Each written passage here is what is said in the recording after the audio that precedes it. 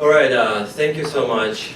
Hello everyone, thank you so much to the organizers. I learned a great deal today. I am not a specialist on Islam. My research does not focus on Islam at all, and in fact, I probably don't even belong in this room today except as an audience member.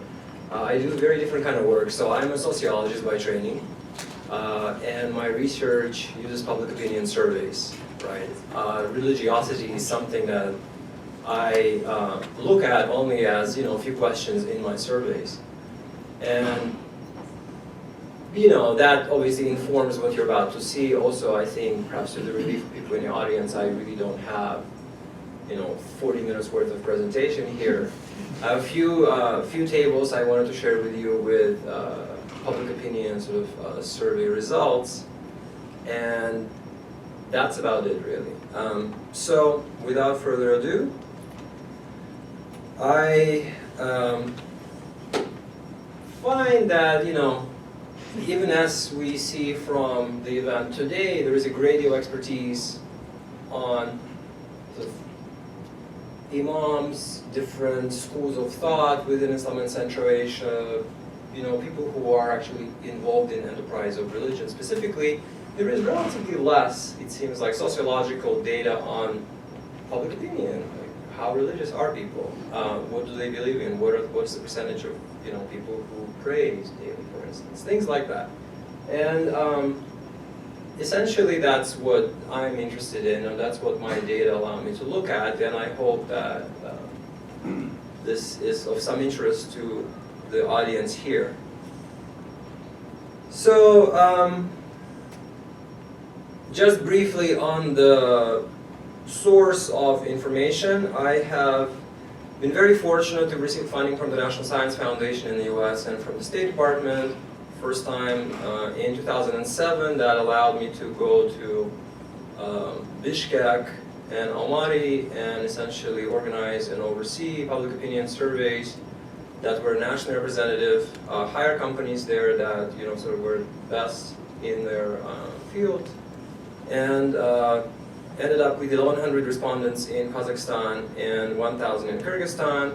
Again, a wide-ranging survey. My primary interest at the time, and it still remains, or interests really, were issues of sort of economic and social justice, economic inequality, ideas about welfare state, ideas about political modernization, attitudes about democracy and politics, right? And so I did include some questions about religion in the questionnaires, and that was 2007. I was extremely fortunate to have received, again, very generous funding from the National Science Foundation and the Department of State to go back and actually significantly increase my sample sizes in 2012, 2013 to 1,500 people in Kazakhstan and the same number in Kyrgyzstan. Essentially, the same instrument, the same questionnaire, added a few more political questions, and worked, those of you that may have had some exposure to sort of sociological research companies, I worked with Brief in Kazakhstan and Epikir in Bishkek, and they're great companies. I find that it's increasingly expensive to do this kind of stuff now.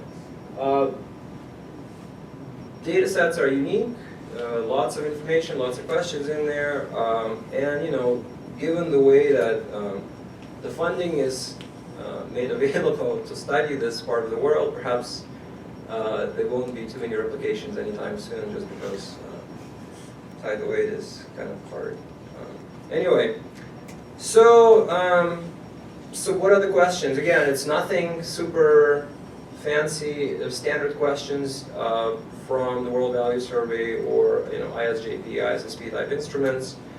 The ones that I wanted to share today: do you belong to a religious denomination? Apart from weddings, funerals, christenings, about how often do you attend religious services? Independently of whether you attend religious services, would you say you are a religious person, not a religious person, a convinced atheist? How often do you pray to God outside of religious services? Do you believe in life after death, hell, heaven. And there's a question in there that's a little bit different, right? So these ones are standard, general social survey in the US will ask the same questions. This one comes from the World Values Survey. One of my advisors when I was working my dissertation at Indiana University sort of alerted me to its existence, right? They did this research on the effects of religious orthodoxy on economic justice attitudes, right? They were interested in a relationship between sort of, for example, being an Orthodox Christian or an Orthodox Jew or an Orthodox Muslim on ideas about what's fair, what's not fair, egalitarian justice, right? And they found that across all the Abrahamic faith traditions, folks who were religiously orthodox were more economically egalitarian, right, in their outlook. And so I wanted to test that. And I included this question from the World Values Survey into the questionnaire. So that's it, and here are some of the results. And of course, I have obviously Kazakhstan, 2007, 2012, and same thing for Kyrgyzstan. My PowerPoint skills are not particularly sophisticated, so that's as fancy as it's going to get. I have to just note quickly, right, obviously, both of these countries have people who are non-Muslim ethnic groups that do not belong to what we think of as Muslim ethnicities, right? So Koreans, Russians, Ukrainians, Germans. For these table and the rest of the tables that you'll see, the sample is restricted to folks who belong to ethnic groups that are considered traditionally Muslim, right? So I'm not counting Russians here.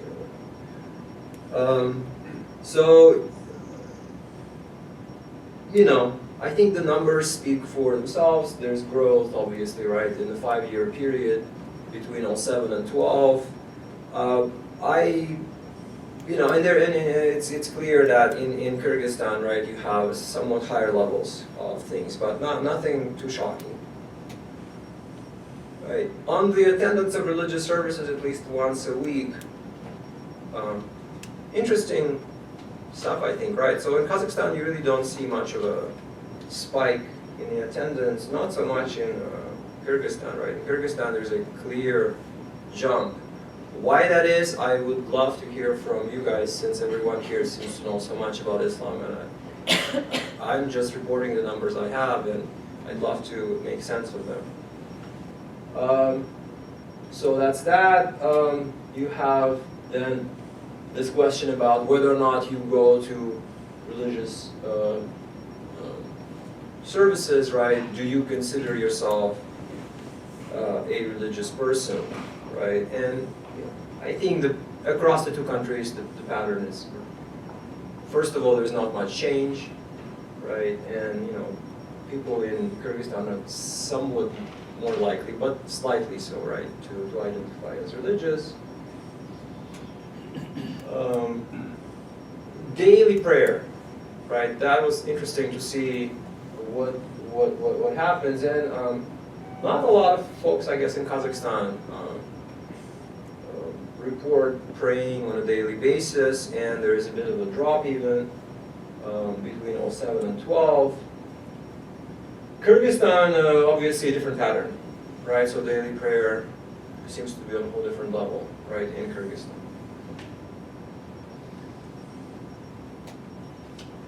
Then I just lumped this together.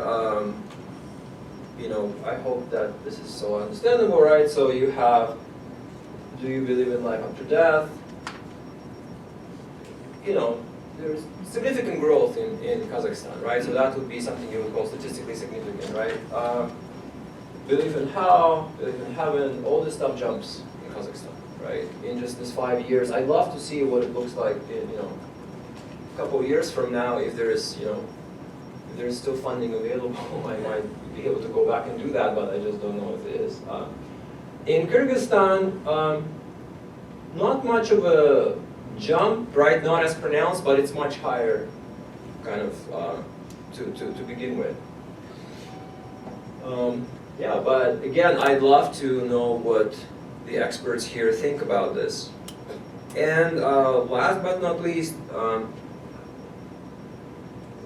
this question about Sharia, right? So this idea that the laws that are adopted, any laws that are passed, really should be based on Sharia, right? And I was trying to figure out how to present this information, right? Because I obviously have the choice of saying, all right, so I'm going to only count the very important and put everyone else in a different category, or important or somewhat important.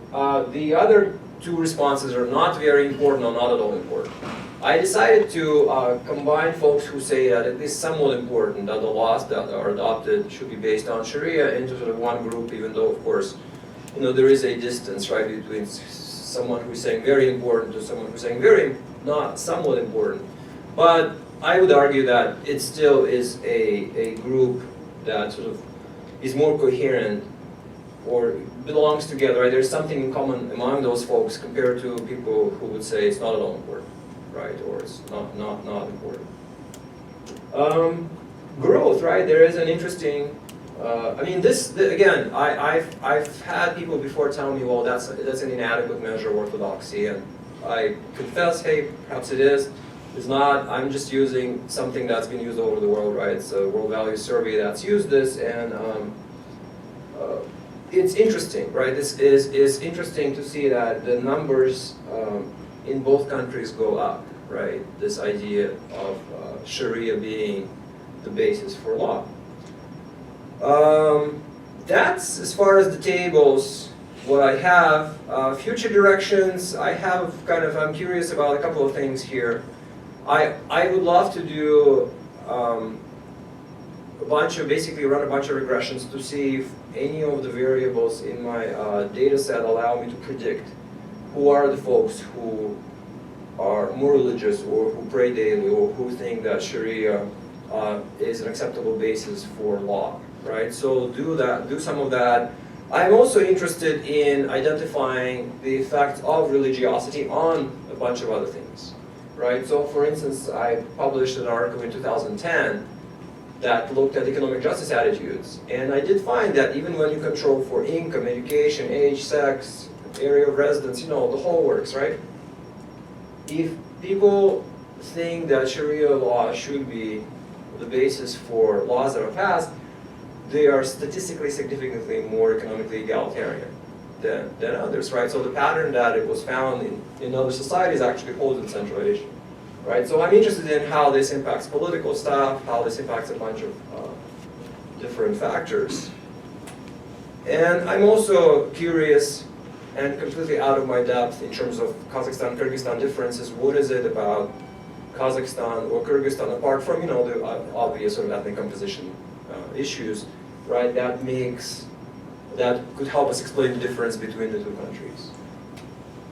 And that's it. Thank you so much. Thank you, Azamat. First of all, we